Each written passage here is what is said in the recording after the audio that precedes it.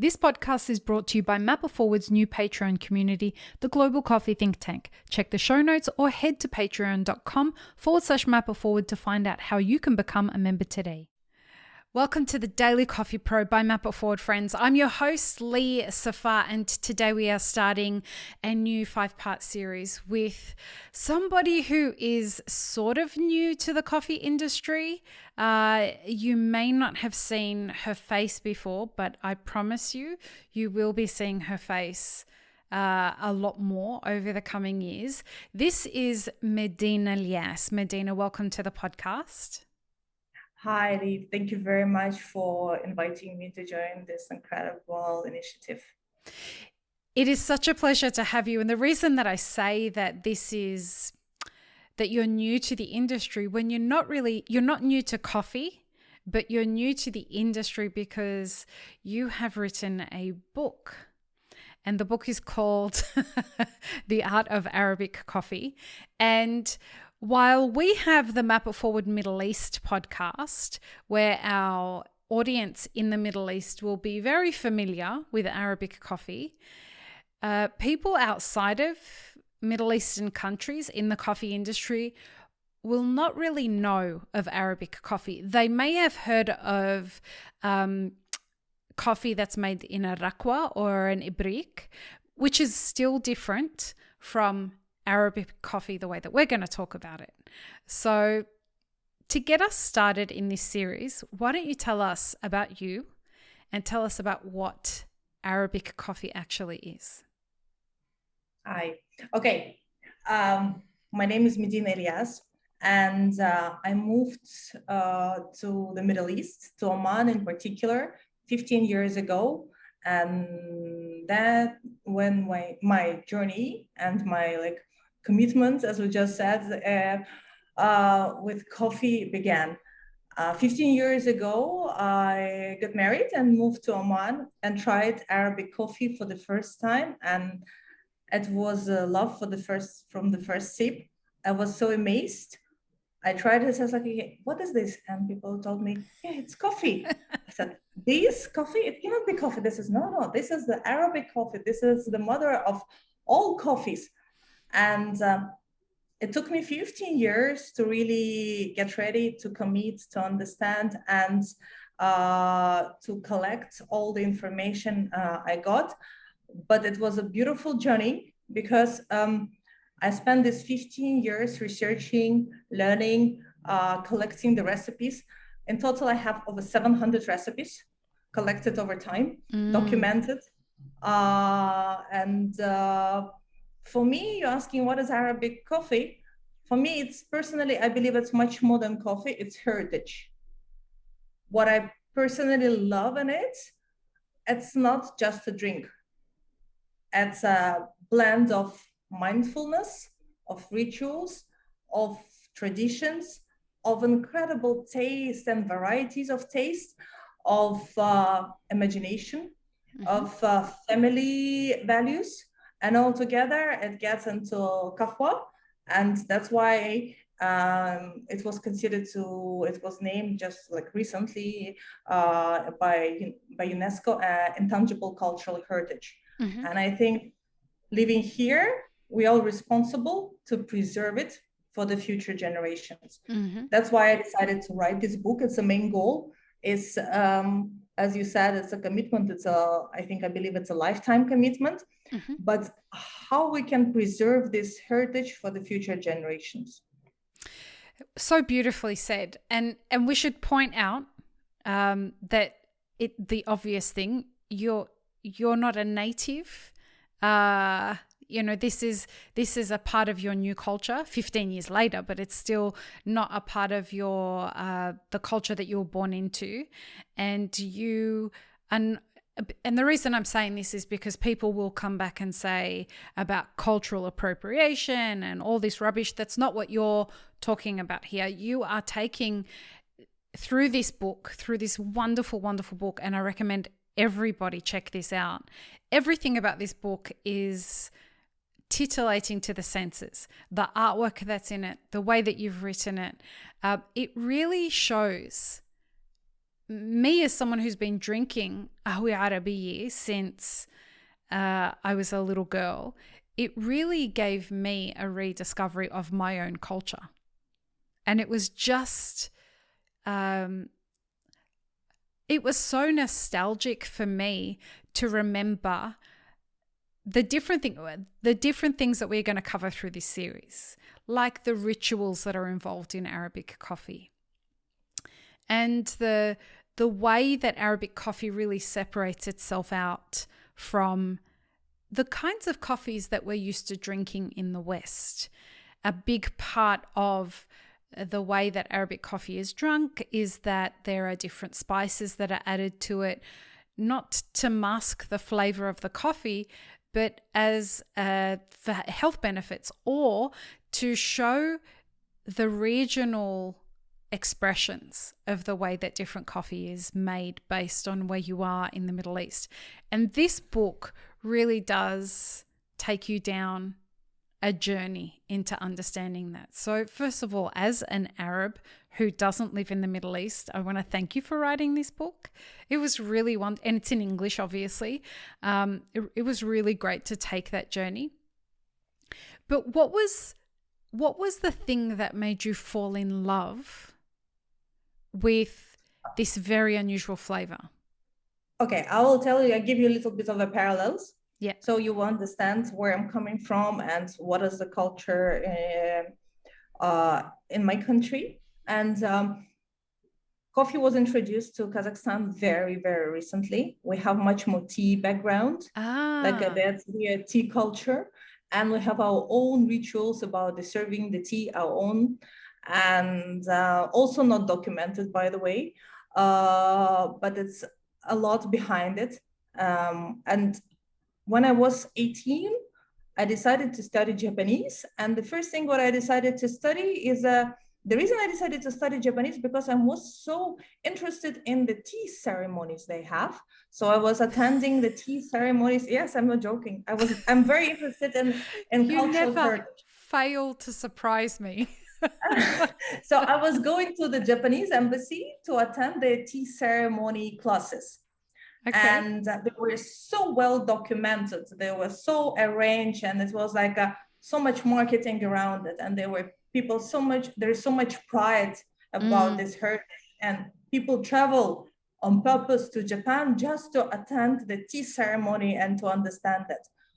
But when I moved to Oman, I was amazed that Arabic coffee is at least as complicated, as sophisticated, as advanced, as much of the heritage, maybe even more than the tea ceremony.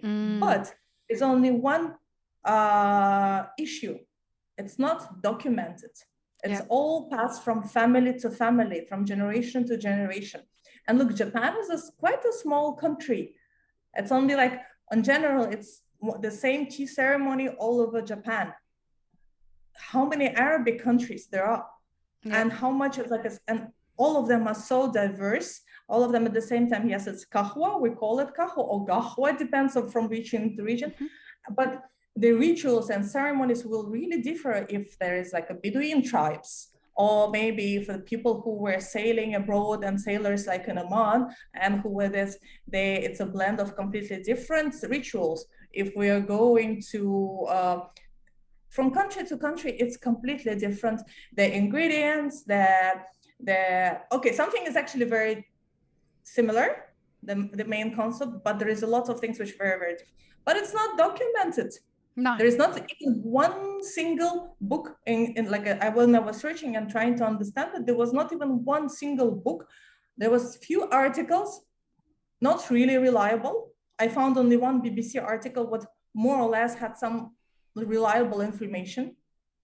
The rest was written by people who actually decided just to write themselves without any research, just because they needed content for their websites or maybe for their magazines. There are 2 books nicely written, but you cannot get them online. You need either translate them from the Arabic, or and they're actually saved in the libraries in Saudi Arabia. And there is one I had to get from the US, written by a professor of history there. Okay. So yeah, and then they have like, I had to cut pieces from different books and to research it. Like, so that's why it's actually, that's what's happening with this. That's, I found out that there is a big lack and gap. So Yep. there is nothing, and that's how it all came. One thing that is very strange that people will get that for people listening to this to get their heads around is actually how light the roast, or let me put it this way, the way that the roast profiles vary for this same beverage across the Middle East is very surprising. Where my family is from in Syria, we have a very dark roast for Ahui Arabiyi. When I say Ahui Arabiyi, just for our listeners, Ahui is the word for coffee in Arabic, or it's said qahwa or ahwa or gahwa. All of them mean the same thing. And Arabiyi is Arabic. So Arabic ahwa, right? So in Syria, we drink it very darkly roasted, and it's got a lot of cardamom with it. When our host for the Middle East version of the Map It Forward podcast is from Saudi Arabia. And in Saudi, they have a very, very, very light roast. Yeah, it's almost green. It's almost green. And if you're watching this, if you're listening to this, go watch the video version of this, and you'll see what I'm holding up. This is ground coffee for Arabic coffee that would be made in Saudi, and it has very very nutty tones to it. A great recipe in this book has been written by Sara Al-Ale, the host of our Middle East podcast, and she's also written the foreword for the book, which we'll talk about in an episode of this series. But the variety of the roasts as you move around the region provides you with such distinct flavors based on where you're going to be drinking it. But that's not the only dimension to this drink, is it? Yeah. It's the roast, it's the spices, it's the traditions. Yeah, I think the roast and spices, and if we're talking about the taste, makes the crucial role. And as you said, in Saudi Arabia, it's completely light, like almost green roast, and it can vary. Here in Oman, in Yemen, it's medium roast. And the roast is also important, that originally roast was even different. The way they roasted, actually, it was not the way we roast it right now in the roasteries machine, right? Yeah, it's like the Ethiopian style of roasting. Exactly. Yeah. It's an open fire. And believe me, it makes a huge difference in taste if you ever try to do it and roast it yourself on the different temperature, and it will be completely different. But also spices, as you said, and variety of spices. I collected insane amounts of them. Some of them are very weird. Believe me, some people put very weird things in coffee. But but in general, if I tell you, some people put chili, some people put black pepper, some people put sesame seeds and raisins and frankincense, and it's an endless list. And but the main one, which you can see all over the region, is actually, as you mentioned, it's a cardamom, which is the crucial one. It's, as I have seen, it's all over. This is the main one. And it might be saffron and cinnamon, cloves, and that's the main one, which we will see there. Rose water. Yes, rose water, and it also will depend. So in the, like, I mean, some families, I know they put orange blossom. Yeah, and then each one gives incredible flavor. But also what's important is to mention that what's the big difference between Arabic coffee and the coffee we get used to drink on a regular daily basis, like Americano, espresso, French espresso. It's that the taste becomes better with time. So you don't serve the coffee immediately. If you brew the Arabic coffee and you give it immediately, believe me, it will be not as good as it will be after 10 minutes. The beauty of this, that's the spices and the coffee needs time to settle, and they will give it like the taste the best after maybe 5 or 10 minutes. That's why the people keep it in a thermos before serving. I personally do it for 10 minutes at least. I have even special dallas which keep the temperature, and I do my best not to serve it at least 10 minutes. And then after 10 minutes, it's the best. And you have a dalla there with you, right? Yes, I do. But before we go to dalla, I just want to mention one more thing. Not so many people know about the word of coffee and kahwa and what does originally kahwa means. Do you want to leave that for the next episode when we start talking about the book? Let's do that. Sure. Okay, perfect. Sure. All right, everyone. We'll see. Here. And this is what the dalla looks like, just so that you have a reference to the first time that Medina used the word. Quite an original one. This is really handmade from silver, and you can see the ornaments and decorations, which actually historically preserve, like we've displayed the tribes where the people were coming from. Wow. Well, we'll get in the next episode, we're going to deep dive on your book. We're going to take a look at some of the artwork that's in it, and we'll get into the history of a lot of stuff. Let's do that in the next episode. All right, everyone. Sure. Peace, love, and peanut butter. Have an amazing rest of your day. Thanks, friends. If you enjoyed this video, here's what you should check out next. Consider supporting Map It Forward on Patreon, and be sure to subscribe and hit the notification bell before you leave.